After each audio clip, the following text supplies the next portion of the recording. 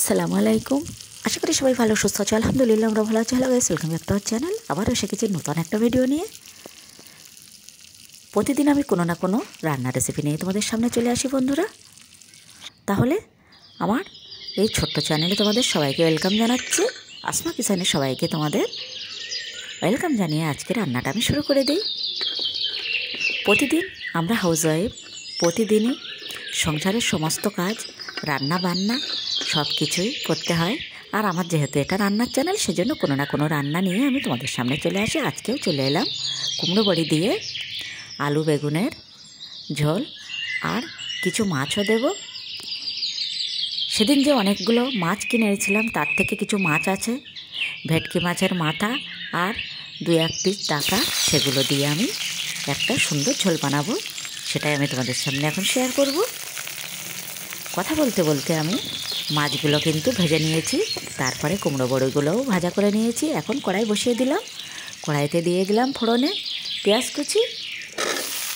পেঁয়াজটা একটু লাল লাল করে ভেজে আমি কেটে রাখা আলুগুলো দিয়ে দিলাম। এখন শীতের সময় বন্ধুরা সমস্ত সবজি কিন্তু খেতে ভীষণই ভালো লাগে। আর যখনই কিন্তু মাছ থাকলো না, মাংস থাকলো না, তখন কিন্তু কুমড়ো বড়ি দিয়ে বা ডিম দিয়েও কিন্তু আমরা গ্রামের মানুষ এভাবেই কিন্তু একটা দিন আমাদের পার হয়ে যায়।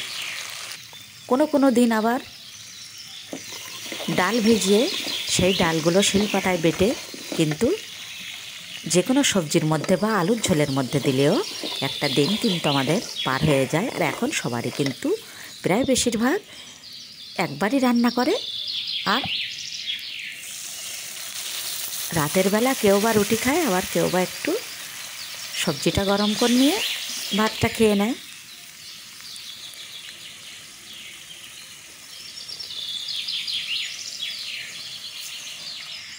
স্বাদ মতো লবণ ও পরিমাণ মতো হলুদ সব কিছু দিয়ে আমি একটু ভাজা ভাজা করে নিলাম।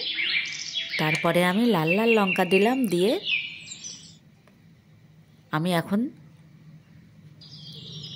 পরিমাণ মতো ঝোল দিয়ে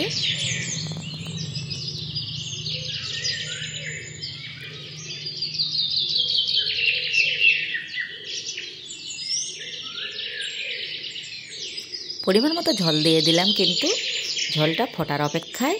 ঝোলটা ফুটে গেলেই কিন্তু আমি কেটে রাখা বেগুনগুলো দিয়ে দেব।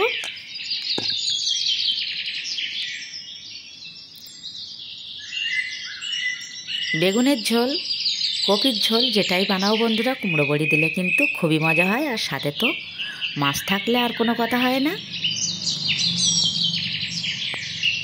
রৌদ্রে বসে আমি কাঠের জালে মাটির উনানে বসে বসে রান্নাগুলো করে ফেললাম। প্রতিদিন 2-3 ভাগে রান্না বানাতে হয় বন্ধুরা, সবগুলো তো আর প্রতিদিনই দেখাতে পারি না, ভিডিওটা অনেকটাই বড় হয়ে যায়। সেজন্য একটা করে রেসিপি তোমাদের সঙ্গে আমি শেয়ার করি। বেগুনগুলো দিয়ে আমি ঢাকনা দিয়ে ঢেকে দিয়েছিলাম। এখন সুন্দর করে নাড়িয়ে নিলাম। আলু ও বেগুন সিদ্ধ হয়ে গেছে। তারপর আমি পরিমাণ মতো আবারও জল দিয়ে ঝোলটা দিয়ে দিলাম। এখন ঝোলটা ফুটে গেছে, সুন্দর করে কুমড়ো বড়ি আর মাছের পিসগুলো সাজিয়ে দেব।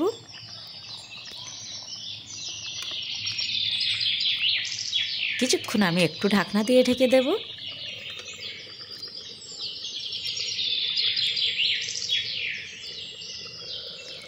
একেবারেই সহজভাবে আমার কুমড়ো বড়ি দিয়ে আলু বেগুন ও মাছের ঝোল একেবারেই রেডি। একটু গামাখা করব, এভাবে রান্নাটা আমি শেষ করছি বন্ধুরা। যদি কিছু ভালো লেগে থাকে চ্যানেলটি অবশ্যই সাবস্ক্রাইব করবে। একেবারেই আলু বেগুন মাছের ঝোল আমার রেডি। তারপরে বন্ধুরা আমি সব শেষে ভাতটা চাপিয়ে দিলাম। হাজব্যান্ড এখানে বসে আছে। আল্লাহ হাফেজ।